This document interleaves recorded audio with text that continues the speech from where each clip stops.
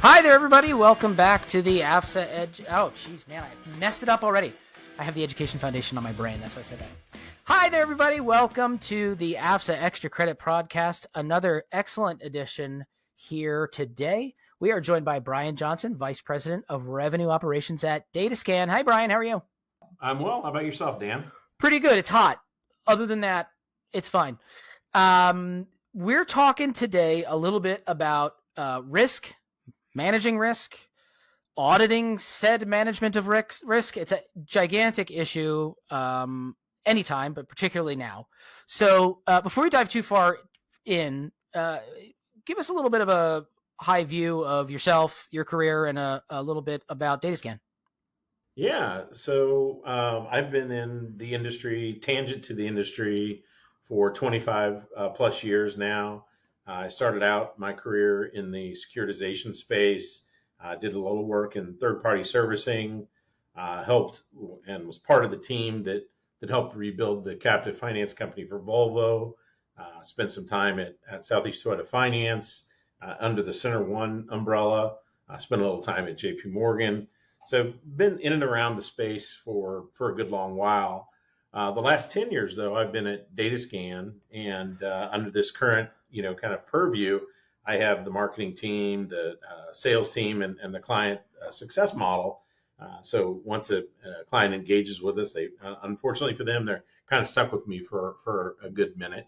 And we have been very, very engaged and thankful to be engaged with AFSA on a number of initiatives over the past handful of years. And I'd also be sort of remiss not to thank AFSA. I know that commercial lending is not necessarily part of your charter, but as you cover vehicle finance, it's a pretty core part of the business, and you do leave space for it. So we do very, very much appreciate it as an institution at DataScan, but also I think as an industry, we appreciate it. No, thank you. We appreciate your... So let's dig in here a little bit, Brian. I think so every time we do one of these podcasts, I ask our guests, just give me some like rich bullets.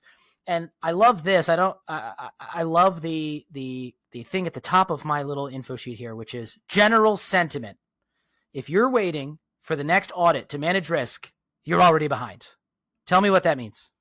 Yeah, I think that is true. And I think that the challenge that the industry has today and has for, the last 40 years or more is the fact that audits are not timely, right? Like you have an audit performed today, that information is extremely accurate and extremely valuable today. But every day that goes by, that value erodes. And so 15 days after that audit, you don't really know or understand what's happening at that dealership at a floor plan level or commercial lending level because you sort of lost your eyes and ears at that time. And so if there are challenges, whether the units are sold out of trust or the dealer is double flooring or whatever it is they're doing, you sort of have blind spots. And those blind spots kind of get worse until the next time you do an audit. Right. That's what that means. Yeah. One would think too that there are some fairly straightforward ways around this. Like photography or video or a lot of cars have GPS now. Why don't those three things kind of help solve this issue completely? Yeah, you kind of have to compartmentalize them a little bit because of just how different they are. There's been a lot of interest in new technologies around photography, video capture, some of which has actually been very helpful. But let's be real, it's not the game changer people hoped for. I think that when you look at digital audits or digital opportunities like video or photography, the theory is great, right? Like I can get my eyes on a unit, I can understand its position. It actually all works extremely well. But in practice, that work shifts to the dealer, right? The dealer has to get involved.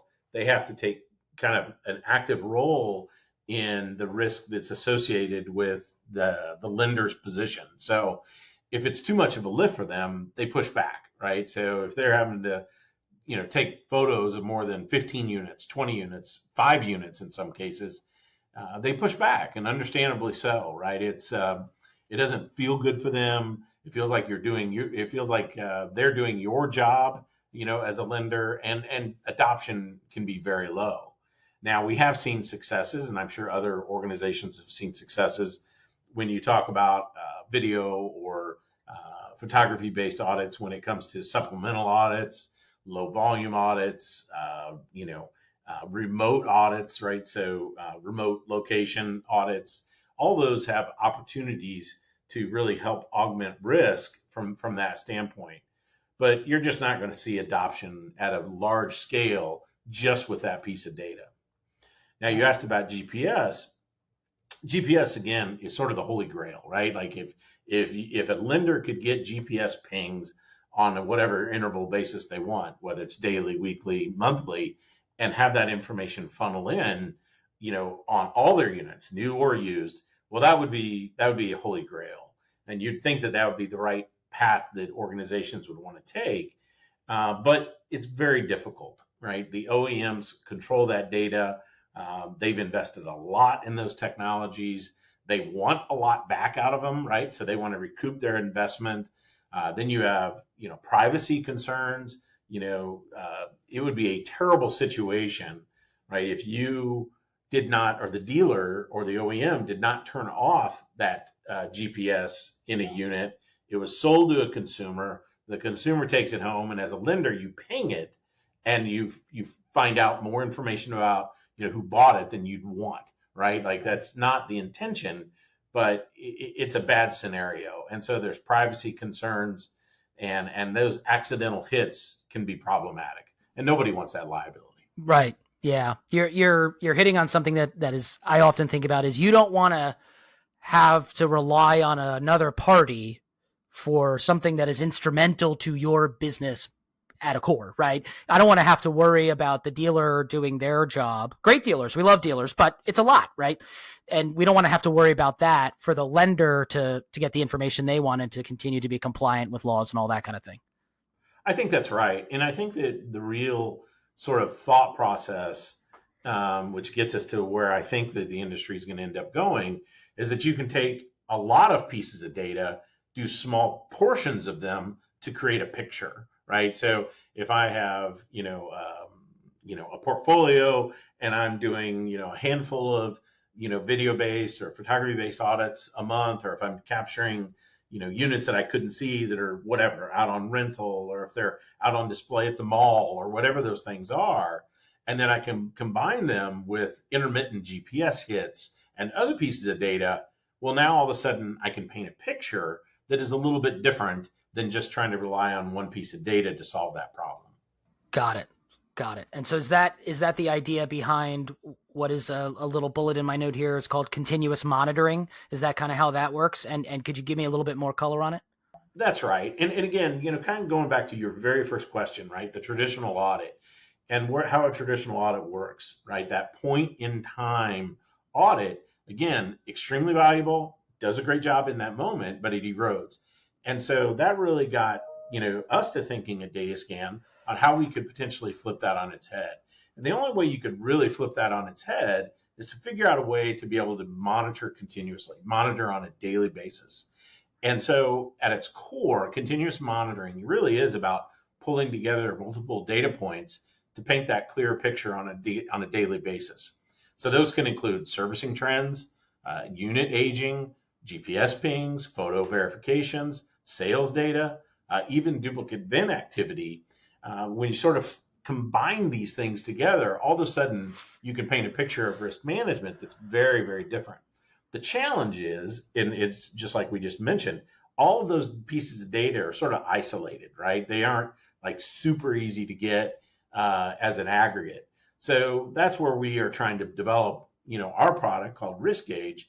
That platform does kind of create this open architecture to allow both ourselves and our customers or lenders the ability to grab that data and pull it into a single source. Interesting. You mentioned their sales data. You had presented something actually at our annual meeting last year called a retail clearinghouse, and there was definitely some interest there. And I think you probably mentioned it at the vehicle finance conference too, seeing as that's the wheelhouse. Anything to know on that effort? Any update there? Yeah, no, absolutely. And I appreciate you bringing it up. I mean, it really is something that we think is very transformative in our business, transformative in the industry. And it really is designed to be, an industry solution, really sort of agnostic to whether you're a DataScan customer or not. The industry should be able to leverage this both on the retail side and the wholesale side, or the floor plan side. So as everybody understands, one of the riskiest positions a floor plan lender has is that window between when a car is sold and when the car is paid off to the floor plan lender. That's when the retail clearinghouse really comes in. So we're working on the infrastructure right now, right? So again, to paint the picture for those that don't remember what the retail clearinghouse is the DataScan has been working with all of our floor plan lenders to effectively stack and order all of the VINs that sit, in the space and donate them to the retail clearinghouse. We then will work with our retail partners, right? Usually the same company, right? So, think lender to lender, they have a retail arm and a floor plan arm, and pull in those daily fundings into the retail clearinghouse and match them up so that you can match disparate lenders from one side to the other to create that transparency to the industry.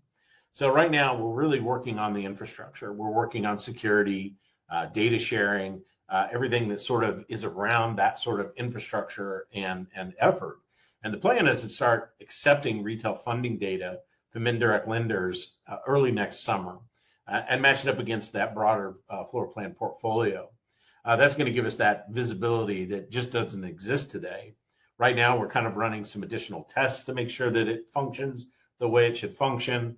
We expect to have a few beta clients later this winter, and then roll it out, late next spring, early next summer to the entire industry. It's interesting you mentioned that because this kind of the kind of system you're building here seems to go against the first part of our conversation. Kind of goes against the physical audit business. So how are you working with those two kind of seemingly conflicting priorities? No, that's a great point. And honestly, we have thought about that a lot. The truth is that we don't believe that physical audits will ever go away. They won't go away completely. We think that audit volume can shrink, which is a good thing, right? It reduces that friction at the dealership. It reduces the overall, sort of variable cost structure that lenders have to deal with. And we think that it shifts, again, that risk management mindset in a real positive way. For us, we understand that it cannibalizes our business, to a certain extent. But the reality is that between, just the shift in audits and then other industries, right? We do audits in other verticals besides automotive, power sports, agriculture, trucking, other sorts of verticals. Those spaces are much further behind. And so there is an opportunity that still exists in the physical audit floor plan space above and beyond automotive that's going to last a very, very long time.